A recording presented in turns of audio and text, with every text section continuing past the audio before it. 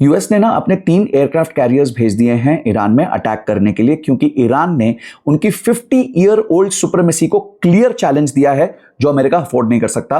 पूरा मैटर समझने के लिए वीडियो एंड तक जरूर देखना। देखिए, एक एक जो ये एयरक्राफ्ट कैरियर होता है वो 3 फुटबॉल फील्ड के साइज का होता है। टोटल यूएसए के पास 11 एयरक्राफ्ट कैरियर हैं, जिसमें से 3 वो ऑलरेडी ईरान की तरफ रवाना कर चुका है और इस 3 पे 15,000 पर्सनल हैं, उसके ऊपर जेट्स हैं, हेलीकॉप्टर्स हैं, पूरा ट्रेनिंग ग्राउंड है अपने आप में, जिसे वो यूज करके ईरान में इन्वेजन कर सकता है। अब ये क्यों हो रहा है? क्योंकि ईरान सिर्फ जो है फिजिकल फाइट नहीं दे रहा है, इस बार इकोनॉमिकल फाइट भी दे रहा है यूएसए को। ईरान ने यह कह दिया है कि स्ट्रेट ऑफ हॉर्मुज से जो भी शिप तेल की निकलेगी, अगर उसने युआन में यानी कि चाइनीज अमाउंट में सेटलमेंट की है, चाइनीज करेंसी में सेटलमेंट की है, तो मैं उसको अलाउ कर दूंगा, यूएस डॉलर में नहीं करूंगा।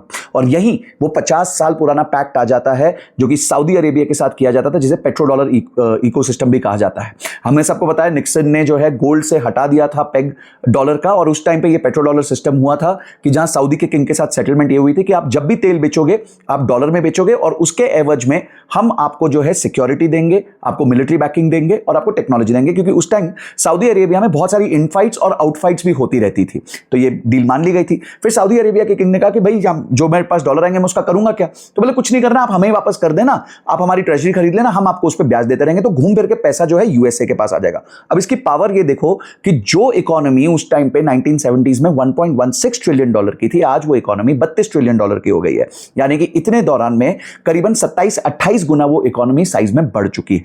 अब अगर ये सिस्टम चैलेंज होता है, ईरान कहता है कि भाई मैं सिर्फ युआन सेटल्ड शिप्स को जाने दूंगा, तो दुनिया का 25% जो ऑयल का मूवमेंट है वो स्ट्रेट ऑफ हॉर्मुज से होता है। यानी 25% ऑयल का सेटलमेंट चाइनीज करेंसी में होने लग जाएगा। धीरे धीरे चाइना की माइट बढ़ जाएगी, जो यूएस नहीं चाहता है।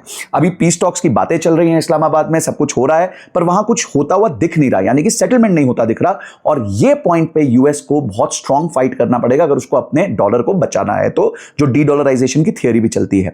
अब ये होगा क्या, आगे कैसे टर्न लेगा, हमें कुछ नहीं पता। पर 3 बहुत बड़े एयरक्राफ्ट भेज दिए हैं, एयरक्राफ्ट कैरियर्स भेज दिए हैं यूएसए ने, जो कि जंग का ऐलान है कि भाई हम जंग कर देंगे अगर ईरान हमारी बात नहीं मानता। आप इसको समझिए कि यूएस की माइट इतनी बड़ी है कि चाइना जो नंबर 2 पे आता है एयरक्राफ्ट कैरियर्स में, उसके पास कुल मिला के ही सिर्फ 3 एयरक्राफ्ट कैरियर है, और 3 तो इन्होंने भेज दिए 11 में से। तो भाई आपको क्या लगता है, मुझे कमेंट सेक्शन में जरूर बताना। और क्या ईरान एक्चुअली चैलेंज कर पाएगा पेट्रो डॉलर सिस्टम को, यह भी मुझे बताना। वीडियो दोस्तों के साथ शेयर कर देना ताकि उनको पूरा पॉलिटिक्स और इकोनॉमिक्स का समझ आ जाए।